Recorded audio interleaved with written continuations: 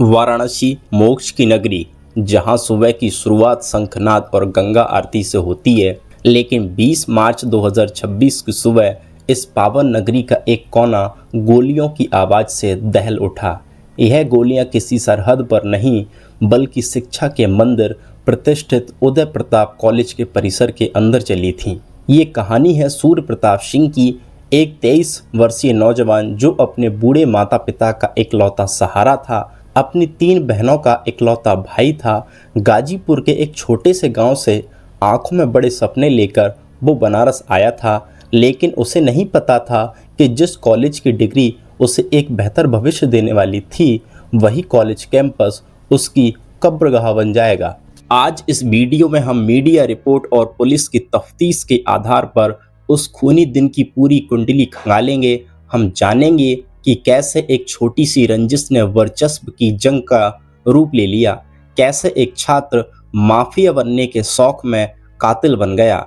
ये सिर्फ एक क्राइम स्टोरी नहीं है, ये एक चेतावनी है हमारे समाज, हमारी शिक्षा व्यवस्था और सोशल मीडिया के उस भयावह चेहरे के लिए जो युवाओं को गुमराह कर रहा है। अंत तक बने रहिएगा, क्योंकि इस कहानी का अंत आपको अंदर तक झकझोर देगा। इस कहानी की शुरुआत होती है उदय प्रताप कॉलेज से, वाराणसी का एक ऐसा संस्थान जिसका इतिहास गौरवशाली रहा है, लेकिन पिछले कुछ समय से हॉस्टल में रहने वाले छात्रों और बाहर से आने वाले छात्रों के बीच वर्चस्व को लेकर छोटे मोटे विवाद आम हो गए थे। यहीं से शुरू होती है हमारे मुख्य किरदारों की कहानी। एक तरफ था Surya Pratap Singh, BSc second year का छात्र, शांत, पढ़ाई में ठीक और अपने ग्रुप में लोकप्रिय, और दूसरी तरफ था मंजीत चौहान, जो खुद को सोशल मीडिया पर मंजीत माफिया कहलवाना पसंद करता था। मीडिया रिपोर्ट के अनुसार इन दोनों के बीच रंजिश की नींव लगभग 3 महीने पहले पड़ी थी।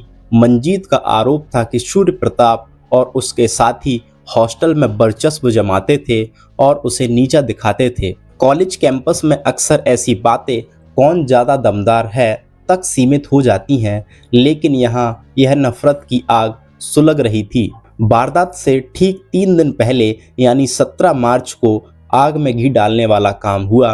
कॉलेज गेट के पास मंजीत चौहान और सूर्य प्रताप के गुटों में भिड़ंत हुई। बताया जाता है कि उस दिन सूर्य के साथियों ने मंजीत की पिटाई कर दी थी।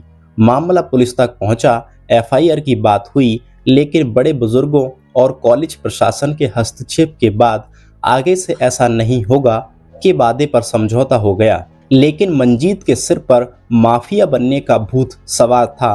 वो इस हार को पचा नहीं पाया। उसके लिए यह सिर्फ एक पिटाई नहीं, बल्कि उसके वर्चस्व पर चोट थी। मीडिया रिपोर्ट बताती है कि 19 मार्च की रात मंजीत ने अपने कुछ खास साथियों, जिनमें अनुज सिंह का नाम प्रमुखता से सामने आया, के साथ एक गुप्त मीटिंग की। प्लानिंग तैयार थी, जगह कॉलेज कैंपस, वक्त अगली सुबह 20 मार्च 2026 सुबह 10:30 बजे सूर्य प्रताप सिंह अपने दोस्तों के साथ निश्चिंत होकर कॉलेज आता है। उसे जरा भी अंदाजा नहीं था कि मौत उसका इंतजार कर रही है। वो सोशल साइंस फैकल्टी के रूम नंबर 8 में अपना वाइवा असाइनमेंट जमा करने जाता है। सुबह 11 बजे तभी मंजीत चौहान अपने साथियों के साथ धमकता है। गलियारे में दोनों का आमना सामना होता है। चश्मदीदों के अनुसार मंजीत ने सूर्य को घूर कर देखा। सूर्य ने भी पलट कर जवाब दिया, क्या देख रहा है? बस यही वो चंद शब्द थे जिन्होंने तबाही मचा दी।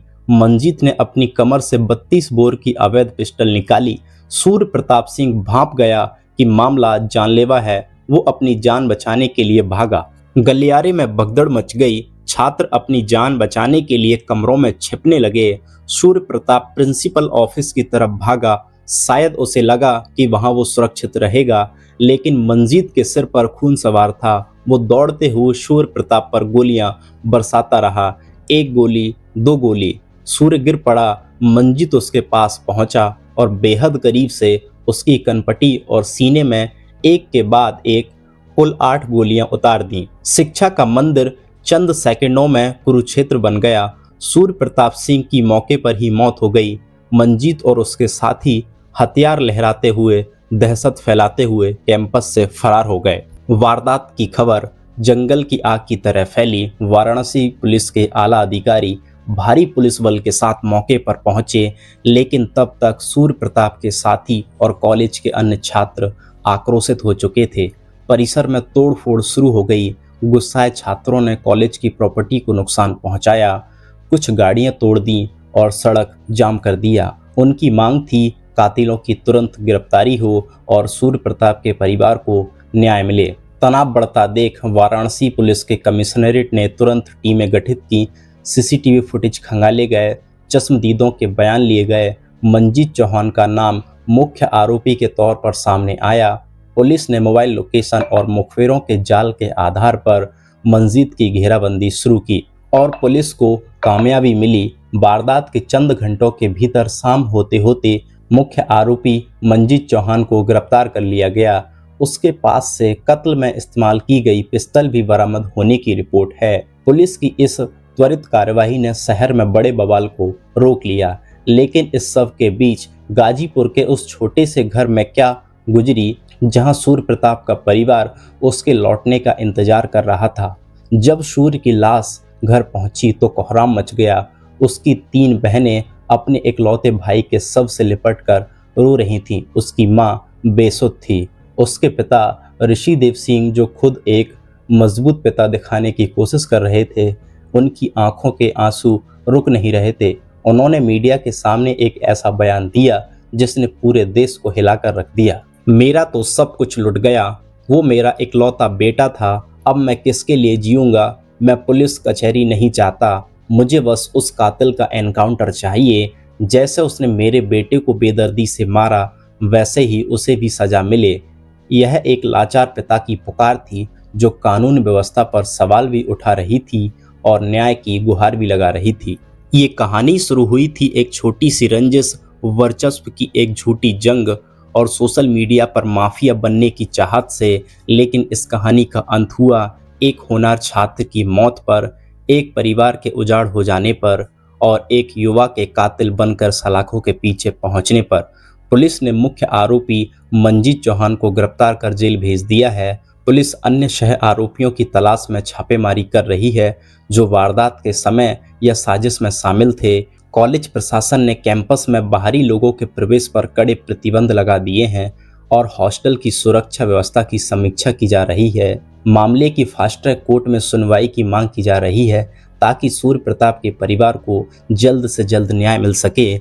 लेकिन इन सब के बीच एक सबसे बड़ा सवाल है कि जिस कॉलेज में एग्ज़ाम चल रहे थे, उस कॉलेज में एग्ज़ाम के दौरान एक छोटी सी चिट ले जाना भी नामुमकिन था। उस कॉलेज में एक अवैध हथियार इतनी कड़ी सुरक्षा के बीच अंदर कैसे पहुंचा? यह घटना हमें बहुत कुछ सोचने पर मजबूर करती है। हमारे कॉलेज कैंपस जो ज्ञान के केंद्र होने चाहिए, क्यों अपराध के अड्डे बनते जा रहे हैं? सोशल मीडिया पर गैंगस्टर कल्चर को ग्लोरीफाई करना हमारे युवाओं को किस दिशा में ले जा रहा है? मंजीत ने सिर्फ सूर्य प्रताप को नहीं मारा, उसने अपनी जिंदगी भी बर्बाद कर ली, अपने परिवार का नाम डुबो दिया और सूर्य प्रताप वो अब सिर्फ एक मीडिया रिपोर्ट, एक पुलिस फाइल का हिस्सा बनकर रह गया। हम सूर्य प्रताप की आत्मा की शांति के लिए प्रार्थना करते हैं और उनके परिवार के प्रति संवेदना व्यक्त करते हैं। हम उम्मीद करते हैं कि कानून अपना काम करेगा और दोषियों को सख्त से सख्त सजा मिलेगी।